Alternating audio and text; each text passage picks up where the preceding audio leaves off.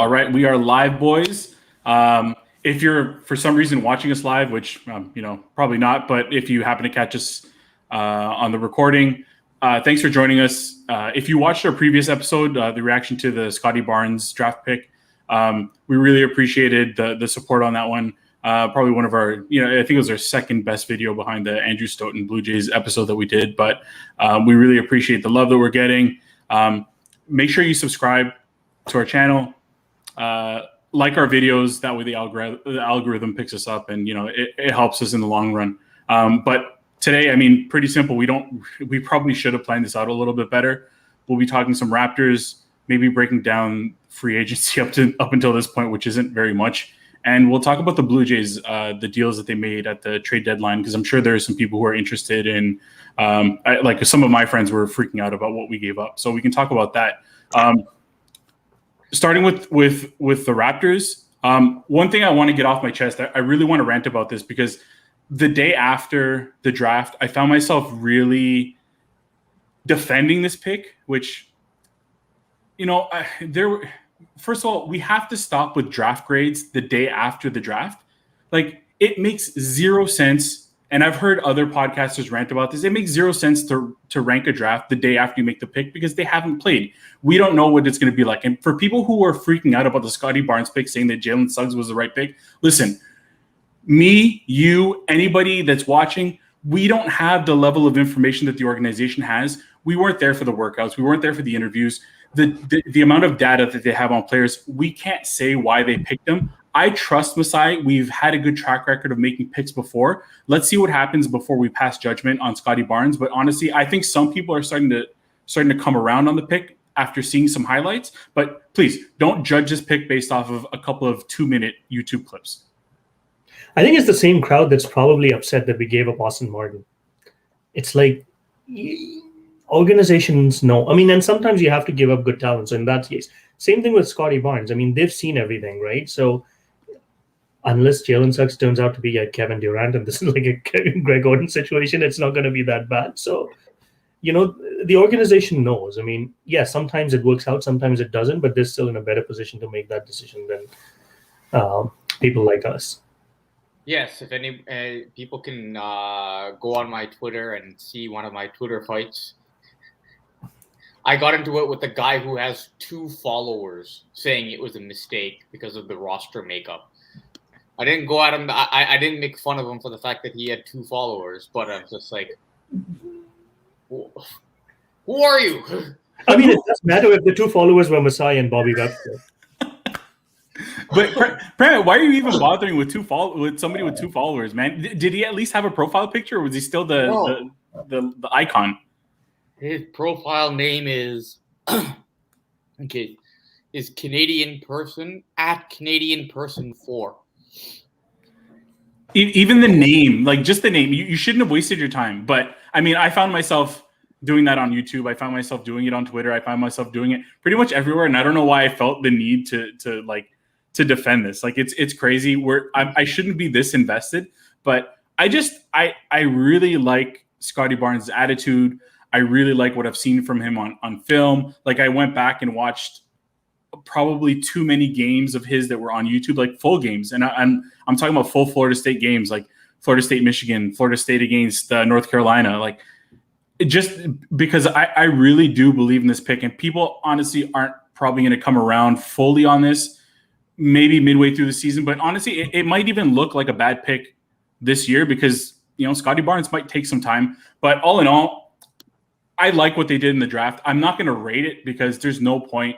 Jalen Suggs may very well end up being the better player, but at least the franchise is willing to take a chance on who they feel is going to be a player of the future. Like, we have to remember that these guys have data on, like, on NBA games, on college games, and where the game is going, and they're just projecting like what type of player they're going to need, and they think they're going to need switchability and ball handling at 6'9", and you can see it even with the Dalano Banton pick in the second round. Like, same type of guy, 6'9", can handle the ball, a little bit different, but almost like a Scottie Barnes light. Yep. Another point is they clearly went for ceiling because everybody says it's a point guard game. Now, no, it's a wing. It's a forward game. Look at the last Finals MVP. Giannis, forward. LeBron, forward. Kawhi, forward. Kevin Durant, forward. LeBron, forward. Iguodala, forward. Kawhi before that, LeBron. When is the last time a point guard won Finals MVP? Tony Parker? Shooting guard, Kobe? It's going that back? It's a wing. I'm sorry? Has it been that long? Yeah. 2008 Wow. would have been, what was it? Who was it? Paul Pierce, forward. 2009, Kobe. 2010, Kobe. 11, Dirk. 12, 13, LeBron. 14, Kawhi. 15, Iguodala. 16, LeBron. 17, 18, Durant. 19, Kawhi. 20, LeBron. 21, Giannis. So Yeah, you're right. The last time a guard won MVP was 2007. Parker. Point guard would have been Tony Parker. And any shooting guard, Kobe, obviously. And yeah, it's been forward. So it's a forward league. A team that has an elite forward will be a more dominant playoff team because they are more versatile. They can play in small lineups. They can guard bigger guys. They can guard smaller guys. The shooting isn't there. That can be developed. They went for ceiling here. I think from everything I've read and heard, Suggs has a higher floor for sure. Yeah. He'll be because of the fact that he can shoot, he has a better offensive game. Probably off the bat, he could very well be better this year. Suggs could win Rookie of the Year this year. Yeah. And people are going to be mad. But I think that they want the wings. They want they like drafting. Other than Malachi, they've always gone after lengthy, rangy wing forward wing type players. That's who they've always targeted with their higher picks. Yeah, and I don't want to beat this to death, but one of the common comments that I saw is fit. He doesn't fit. We have too many of this guy. That's irrelevant. Listen, when you're drafting, you're not drafting. If you start drafting based off of fit this high up in the draft, you're going to get yourself into a bad position. The Raptors have done that before when they drafted Terrence Ross instead of going to Drummond. Instead of going for Drummond, not saying that Drummond necessarily is. I mean, he had a good start to his career. Probably would have fit in a little bit better, in the long run. But honestly, that was a mistake going Terrence Ross in that draft, and you can't do that. And I know it's hard to see how this is going to work. But when you think about the fact that you can play OG, Pascal, and Scottie Barnes all on the floor at the same time, the possibilities are endless on defense, and you don't have to worry about, we're in this pick and roll situation. How are we gonna cover this? Yep. Very, very true. More often than I think NBA is a bit different, where there are times when you may have to look at position, especially if you've just drafted a legitimate star. Let's just say you had a really good young point guard, I don't know, a young Lillard, or I'm just trying to think off the top of my head. If you have Trae Young, for example, and you have a lottery pick, for example, Atlanta, let's say they have some injuries, they end up with a lottery pick, and they have Trae. That's the kind of situation where you have to look at position more closely. The Raptors are not in that position because they have a short-term need at point guard, yes, but they have Fred and they have Malachi. You have Trent at the 2.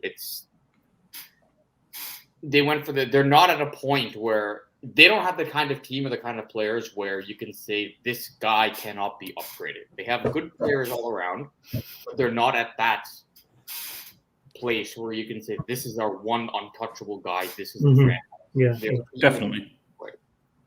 definitely. So I don't want to beat this to death, but we'll see how Scottie Barnes does. I don't know if he's going to play in the summer league. He was actually on the summer league roster, which I think is starting next week. I know there's the Salt Lake City Summer League, which is on right now, and there's another one in Sacramento too. But just moving on, still with the Raptors, but looking at their free agency situation, we haven't really done much other than losing Kyle, which is supposed to be bringing back. Reported and rumored to be Goran Dragic and Precious Achua, with Blake Murphy is saying the potential of KZ Okpala if the deal is closer to $30 million. We still don't know for sure what we're getting back. Other than that, Sam Decker is the only other move that we've made. Any concerns with that you guys have with not having done much? I think some teams might end up regretting some of the deals that they inked. So I'm kind of glad Raptors took out on that end. Yeah, there isn't really a player on the market where it's like, damn, we should have had this guy. Okay, except maybe Kyle, but so I know that in the NBA you sign a lot of guys to contracts to get that control to create assets, so it makes it easier to make deals later because you got to do salary matching. So I do understand that at times you do overpays are or perceived overpayments are needed, because if you ever want to target a star, and that's what everybody wants to do, you need to match salaries. You need to have those guys on the roster to put it. It's not, you can't just throw a bunch of picks at a team. You can't salary dump like that in the NBA. It's much harder to do so. So I get why teams do that. They want to get that. You need to spend a certain amount. There's a floor, there's a cap. You got to set yourself up. So I understand that. I guess the concern just is this whole, I mean, I get it. They're operating in silence. So that's their MO. But this completely cryptic sort of, like, they're not talking. Nothing, zero, crickets. Like, Masai's contract is supposed to be up. Like, is he like there's nothing coming out of their camp. They said they barely spoke at the draft. Nick Nurse did most of the talking after the pick. So there's like, I can understand the frustration from the fan base. So why now? I think we do have to remind people that, hey, this is how they do operate. They're seeing other teams making moves, good or bad. They're seeing activity. I think they could be set up to make some trades potentially. But I guess they're sort of, we don't know what to make of this team right now. I think their ceiling at this current moment is likely like what Golden State was last year, like a play-in tournament team. Is their ceiling? That could change because, again, they will likely be back in Toronto. You got a really good coach. You can run practices. You can get your schemes. They'll likely be a very, very good defensive team if you're bringing back Ken Burch. But I can understand the concern and the frustration, but I just like to remind fans that I think other than this past year, every single Masai Ujiri team that the Raptors have outperformed preseason expectations. So that's one of the things that I want to throw out there, and we talked about this prior to last year too, is, as a player, how comfortable are you committing to coming to Toronto when you don't even know necessarily? Like, I'm sure COVID in some respects is still on some of these players' minds, especially seeing how locked down Toronto has been. And, with the talk of the Delta variant and everything, like, there's always the concern that there's going to be another lockdown. And as a player, if you're signing for a team, but you're not entirely sure where you're going to be playing, are you going to be in Toronto? Are you going to end up in Tampa? There's that uncertainty. I don't know that you can necessarily discount that might be affecting some of these players' decisions. But I mean, I do agree that there are some guys out there. Like, I wanted Olenek. Richaun Holmes would have been okay.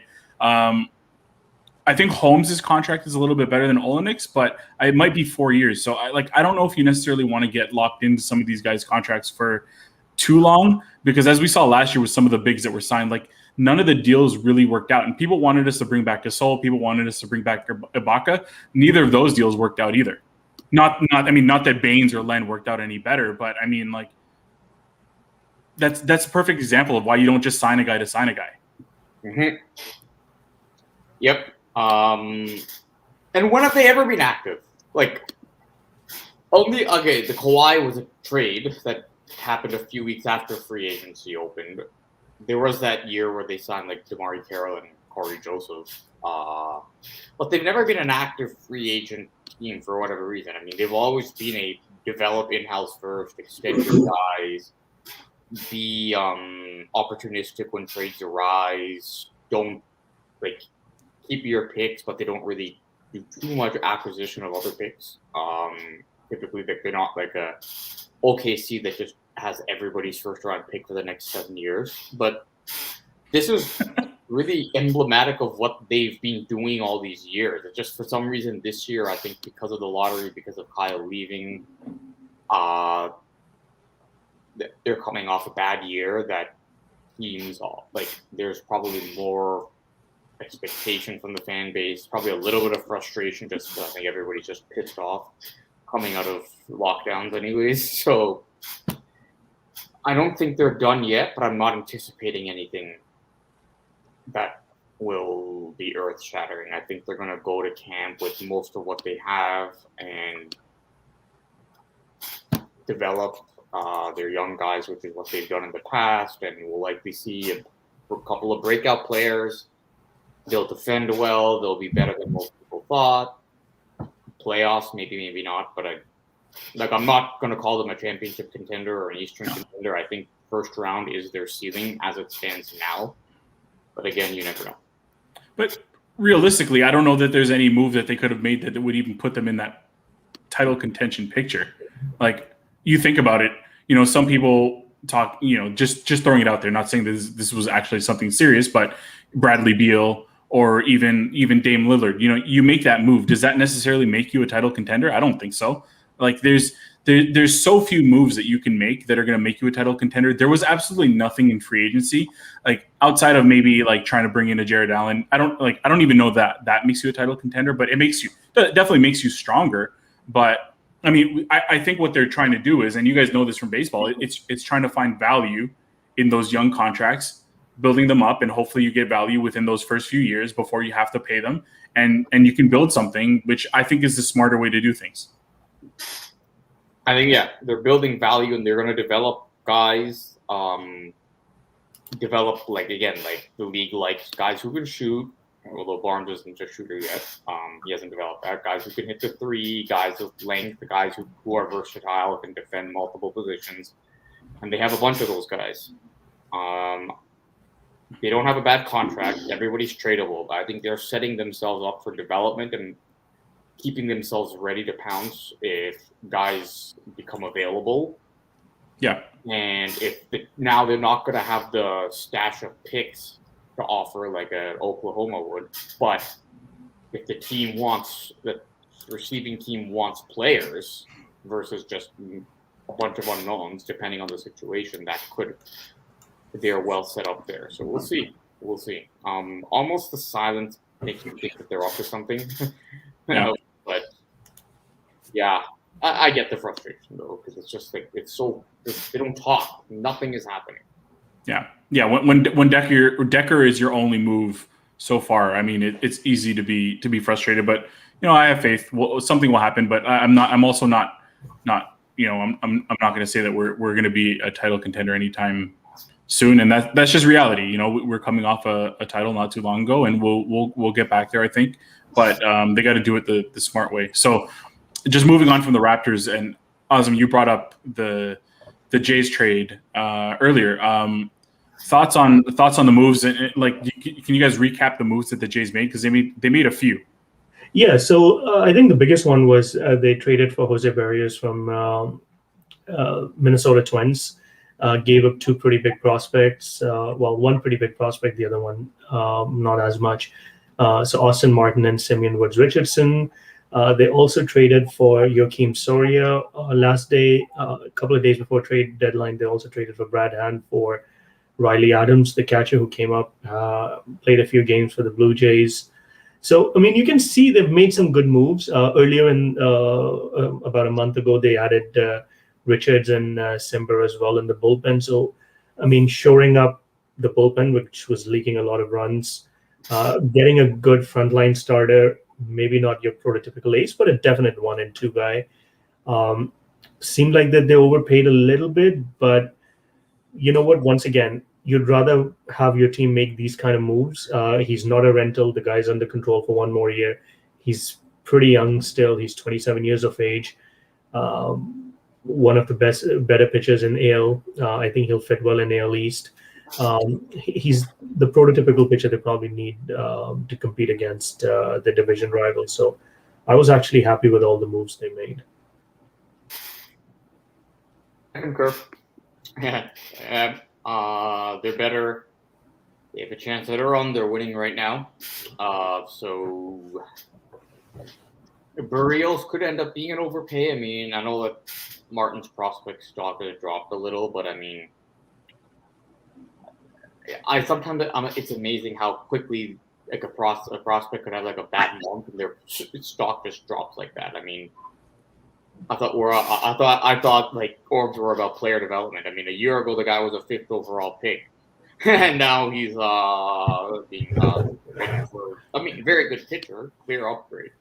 But it's just funny how like prospect values fluctuate so quickly. So can you actually elaborate on that? Because I know that's going to be a question that a lot of people have. It's like right now especially for a casual like myself, like when I saw the name initially, it was like, oh my God, like how are they giving up on him? So what was it that caused his value to drop?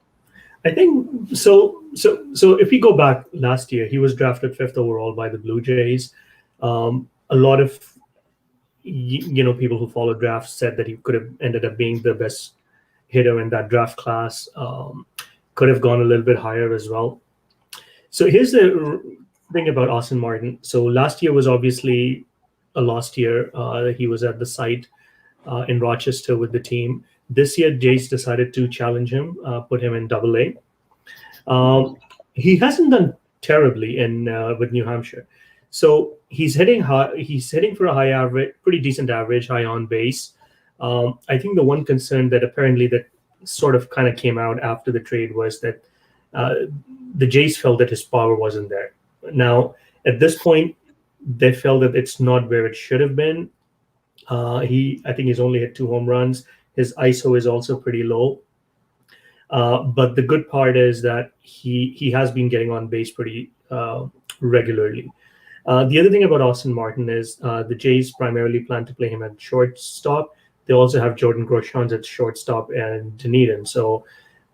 New Hampshire. So the plan was that they're going to split shortstop duties. Martin's also going to play some center field. Groshans might play some third base as well. One of the reasons for that is even in his draft year, there was some concerns about his throwing, which was why even third base wasn't considered this much. So he's a good athletic player who has the positional versatility, who can probably play outfield, infield, if he sorts out some of those throwing issues. But you can start to see, right, if you're looking at a guy who's a good on-base player, which absolutely means he can end up being a terrific player in MLB. But if the power is not there, okay, where does he fit, right? And how much longer is it going to take him to develop? He may end up having that power next year or later. Eventually he can unlock. Keith Law was saying that his swing is a little bit more inside out than it was before. Again, when someone gets traded, you start to hear a lot more negativity, like Pramit said, than you would probably think. So I would still, I don't want to say I'll take it with a pinch of salt because the organization knows better and there must have been reasons why they felt they could part with him. But I think the other thing to realize is that at the end of the day, you have to build a championship contender, right? And if you think about the Blue Jays, the window, like people sometimes think that we can have all these prospects and eventually we'll have this dynasty for 7, 8, 9, 10 years. That doesn't work that way. Even at the best of times, you get 1 or 2 shot at a World Series run. So I think you've got to take it when it's there. And right now, yes, Blue Jays are fighting for a playoff spot, but having Berrios for next year kind of shores up that you have a top of the rotation started, despite the fact that you'll probably lose Robbie Ray, you're going to lose Steven Matz for sure. So it fills a need as well.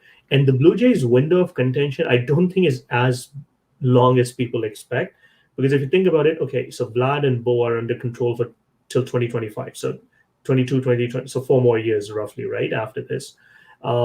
But so George Springer first year, Rio you'll have him for 2 more years, right? So I mean, it kind of starts to narrow down a little bit, right? Everything's because let's say last couple of years of Springer's contract, he's not going to be the player that he is today. So if you're looking at that 3 or 4 year time frame, you've got to pull the trigger at some point. And if the team feels that Austin Martin, despite being a very good prospect, if he can contribute meaningfully in that 3-4 years, do you want to keep holding on to him? I mean, that's the other piece, right? Very good points. Yeah, and I think that the Red Sox are doing better than expected, although they've come back down to earth a little bit. Tampa, as good as they are, they're always going to have issues where they got to trade guys off just because of their payroll situation. And the Yankees appear vulnerable. Now, I still think the division is better than it was in 2015 when they went for it. So it's going to be more challenging to get in. Whereas in 2015, when they made those deals, there was really only one legitimate contending team. Baltimore was okay that year, but really it was the Yankees that they had to deal with. So the path to win the division was easier. This year, the wild card seems more realistic, but the opening is there. I think Fangraphs had them at like 38% chance or something to make the playoffs this year. How far back are they from the wild card? Is it still 4.5 roughly? 3 games out of the second wild card. 3.5 games out right now, right? So it's not impossible. No, and in all honesty, I think the number of games you have in baseball, if you're 4 games out at the beginning of September, it's pretty realistic for you to go on a run and make a comeback. That's like being a game and a half out in NBA or hockey, right? Going into the last month. Yeah. So you can probably make that push. And if you really look at the Blue Jays schedule, right? I mean, in September, they're playing Yankees and Rays, so they can make up ground pretty fast if they go on a run. They're playing the Twins, who've been terrible. They're going to play Baltimore quite a bit. A lot of games against the Yankees. They're playing Athletics, again, a team that's in contention. So I think there's an opportunity for them to definitely go on a bit of a run. And I think it's realistic to expect that they could, clinch a wild card spot. The only thing I felt that I really didn't like around the trade deadline is sometimes when you're in this race and someone like your Yankees have been struggling, all these injuries, all these issues, and somehow they're keeping their head above water. You don't want to allow them to make the kind of moves that the Yankees did, right? You want to, when you're making moves, one thing you're doing is you're not allowing other teams to take that player as well, right? So yeah. The Yankees made a couple of moves, improved their offense. I mean, I really think Jays, and I don't know how much they did or they did not, but I think Joey Gallo would have fit in really, really well on this team. And that guy can probably hit 4,000 home runs in that Yankee short porch, Yankee Stadium short porch. So, I mean, allowing Yankees to, even if, let's say, you had overpaid for Joey Gallo, and we don't know what they offered, right? But just so that the Yankees don't end up with him, I think those are the kind of moves sometimes you also need to make, which I think probably was missing. But I can't complain based on what they did at the end. So, yeah, and like I know one of the common things that I heard from the people that I talked to was why do this now? Like you're not in contention. There's no point in doing it. Which, like, I don't know. To me, you're not that far out. You shore up your pitching not just for this year but for next year. How has the bullpen looked after the moves that they made over the past few games? Is it less of a roller coaster? I mean, they gave up 5 today, so. So much better then. Well, 4 of them were given up by a guy that just got called up because Soria got injured. Mm-hmm. So we'll keep that in mind. One of them is from a guy that shouldn't be in the majors and pitching in mop-up duty. So Brad Hand didn't have a good outing on Monday. Which I saw live. They were fine during versus Kansas City, although Kansas City isn't what I consider an elite offense. So they haven't had a lot of leverage situations in the last week or so. But I mean, Romano gave up a run today, but he's been pretty good. Simber's been very good. Mesa's pitching very well as well. Baraki has struggled since he's come back, but he's looked better in some low leverage games. Dolis, who I never want to see pitch high leverage, I think that he's the kind of guy that I'm actually a little bit. I thought I would have liked to. I mean, I guess Salcedo was also a low leverage guy, and Dolis pitched yesterday, but I think that's like the sauce. I think Dolis is. You need to always have one guy to pitch those mop-up innings when you're either up big or down big. Like, I think it's just so valuable to have a guy that can vacuum up those very low leverage innings and blowout games. So there is still value in him in that regard, because like you could just bring him in when you're up by a lot or down by a lot and just save your leverage guys. Just not anything meaningful. Exactly. Just no one's like, you're like, again, I think that he probably would have come in today had Sato not given up 4 in the previous inning. But like, let's say they were up 8-0 going into the 9th, they're down 8-0 going into the 9th. That's when he comes in, and I'm fine if that's what he's used for. Sometimes Montoyo is a little strained with his bullpen use, but that's the kind of, as long as he's pitching in low leverage situations, I'm fine keeping him on the roster. I think the other thing is that Dolis has started to pitch a lot better lately as well. I don't think he's given up an earned run since July the 4th. So he's on a bit of a run. He had some injury issues, so I don't know if he was pitching through injury, that I read somewhere, if that contributed or not. I'm not going to trust him with like 8th or the 9th inning, but like Pramit said, I mean, I think he's a pretty good pitcher to have for mop-up or some middle inning relief behind Simber or Richards or even Brad Hand, Soria now. So I think it just pushing him down, there's definitely some strength. Give up another run. It's 8-6. It will make it interesting too, right? I mean, fans paid so much money. So speaking of which, I think one area where they lack, one where I would have liked to have seen them make a move is getting another dominant power arm at the back of the pen. I think Romano's been good, very good at times, but I wouldn't put him in that elite class of reliever right now. Like the Kimbrel or the Liam Hendricks level, and they both happen to be on the same team now. But I think that having two guys, like if they were able to acquire a second guy like that to just shorten games and just shut down elite hitters late in the game, that would have been of great value for them for sure. Would that have required them to give up more prospects, or? Oh yeah, for sure. So do you think there's any concern about, they've already given up a few prospects, so don't dip too far into the well?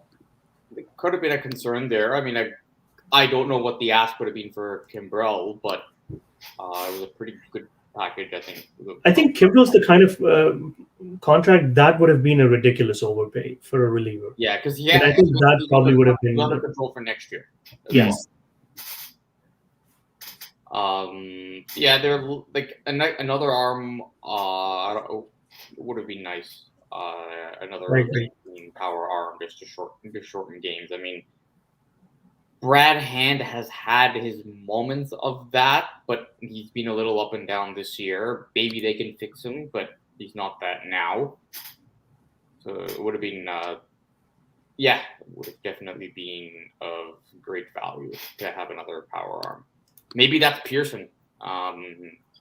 If they're going to turn him into a reliever for the rest of the year, he did well out of the bullpen last year. So one thing that I want to actually touch on, because you mentioned it. So you went to the game on Monday. Yep. What was that like? How did it feel to be back in the stadium with people around? And yeah, it was great. I sat 100 level outfield. So for anybody who's listening and is unsure about going, outfield seats, it's more spread out there. So if you around closer to home plate and is a little bit overcrowded. I'm a little bit surprised that they did that, to be quite honest. I thought they would have wanted to spread things, because you go down the baselines and into the outfield and there's much more spread out seating, and behind home plate it's just the rows are filled. So that has me a bit surprised that they would have gone that they were comfortable doing that. So, but if you want, it was great. The weather was great. Fans are into the game. It's cool just to be back and doing something that I was doing before. Not realizing like it's been almost 2 years since I attended again. So it was just, but it felt normal. And I think they did as good a job as they could. And there is some uncertainty about the rules. I mean, they say when you're at your seat, you got to wear your mask unless you're eating or drinking. Most people in my area were pretty good, I'll be honest. So I had my mask down a lot during the game as well. Just I know because I wasn't sure about the rule. Yeah. I found out about this after the fact on Twitter that, you're supposed to keep your mask on at all times. I thought that while you're sitting, you didn't have to. I'm not sure between innings will come down and hold up a sign to put your mask on between innings because that's when people are up and about. So to minimize the spread, they have sanitizer stations all around. Social distancing is followed. So overall, it was a good experience. I think there is still a little bit of uncertainty about the mask rules there. But I mean, it is when the weather is good and the roof is open, it's outdoors. It's obviously much lower risk of transmission. Interestingly enough, for ventilation, the doors at all the gates are kept open at all times for increased ventilation. So they're doing what they can, and overall good experience. Yeah, I think the mask thing is probably kind of confusing for people everywhere. I go to restaurants. Well, I've been to a couple of restaurants, and like I'm not even sure what I'm supposed to be doing. I don't know if while I'm sitting at the table, if I can have it off, or if it's just when my food is around that I can have it off. I'm going to a TFC game on the 14th, and I'm assuming the rules are probably similar. But I've seen the seats for Toronto FC games like behind the goal, and it seems like it's pretty tight. When I bought the tickets, there seemed to be a lot of seats kind of close together. A little bit surprising, but I guess it's an outdoor thing, so that's probably why. But to be honest with you, I'm going to have 2 toddlers with me, so I don't even know that I'm going to be spending a lot of time at my seats. They're probably going to want to wander around, but it'll be nice to at least be at a game. Yeah, I mean, that's what I was thinking. I kind of wish if they had like a vaccinated section or something. Just because, I mean, I am fully vaccinated, but I have a kid who's not eligible for a dose yet. So, I mean, I don't know if that plays into the equation, how much that is with all the news. So it would have been nice if there was just one section. And even if you have all the mandates, even that, like, at least it gives you some peace of mind, right? That you're not around someone who, well, I mean, it could be potentially a carrier, but still much lower risk. So, yeah, I mean, that's the only thing. I wish there was a section. Yeah, I know they did that for Bison's games when my brother was going to Buffalo. I looked into tickets, and I know they had vaccinated and unvaccinated sections. I don't know how they police it. That's, and I think that was the thing. I heard from when our supporters group talked to the Toronto FC front office, it was kind of like they couldn't police it, so they weren't going to do it. That's a fair point. Yeah. So just to cap things off, last question. We talked about Rafael Dolis. He's on the free agent wire in my fantasy baseball league. Is he a game changer? Is he going to win my league for me? Pick him up. You're winning the league for someone else. Guys, I'm in 8th out of 10 teams. I've recently started to pick it up because I just realized that I had 2 roster spots open that were being unused. So I'm starting to make my move very late. But I think everybody makes the playoffs, so I might be good. So, I mean, if Jay's had 4 games out, how many games are you out? Actually, no, I'm a couple games out of 8th. I'm in 9th. I'm a couple games out of 8th, and then I'm like 20 spots back from 7th. So I'm pretty far out there. So you're saying there's a chance. So yeah, very slight. But like I said, everybody makes the playoffs. I just beat the first place guy, so maybe there is a chance. So regarding safety at games, this may help. Toronto, I'm just reading here, is a world leader in vaccinated people. Over 70% of eligible Torontonians are fully vaccinated. Over 80% have gotten at least 1 dose. Reading this from the Stars of 4 days ago. I don't know, obviously, the numbers, but Toronto is actually doing. I mean, obviously, you don't know who's coming in from where, and there's kids who are not eligible, this and that.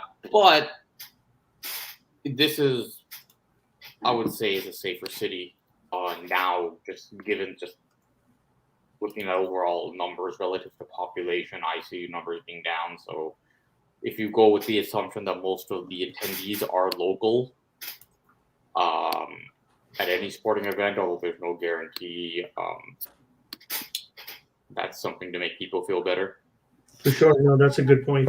I mean, on that note, I mean, New York just announced restrictions, right? So for indoor dining and gyms and concert performances and everything, you have to be fully vaccinated.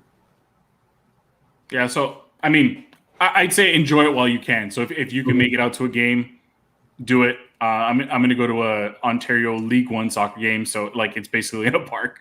But I'm doing whatever I can right now while I still can, because who knows when we're going to be locked down again for a year and a half.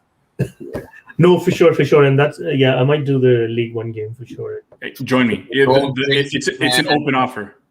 Don't jinx it, man. I don't think the days of certain restrictions are over. I do think the days of hard lockdowns are over. Yeah, I agree. Yeah. I think the lockdowns were behind the lockdowns. I think that once, I mean, oh God, we're getting into a political thing here, but we are at a point where over in the country, over 85% of eligible people will have the vaccine.